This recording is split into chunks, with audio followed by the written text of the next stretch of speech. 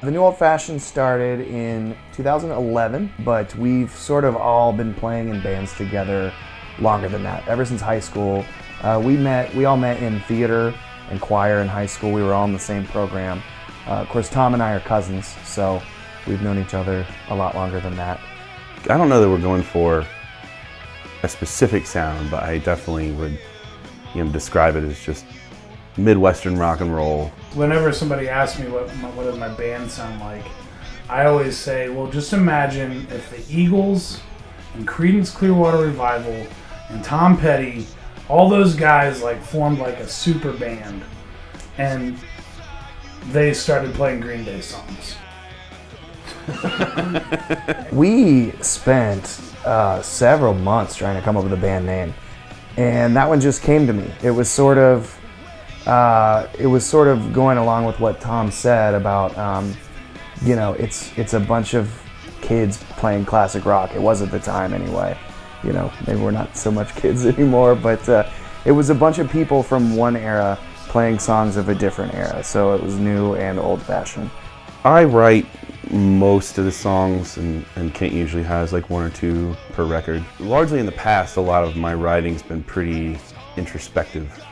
But for this new record, I had some stuff going on in my life when I started writing songs for this record that I wasn't really ready to be honest about, so I really started looking outside of myself for inspiration for songwriting and started trying to tell another story that wasn't just mine. A lot of these songs were written in 2016, so there was a lot going on in the news, a lot going on in the world, and I found it pretty hard to ignore as a writer.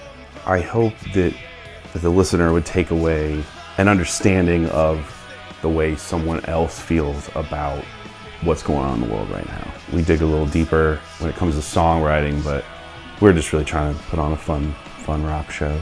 I think it is a fantastic time for original music in Dayton, Ohio.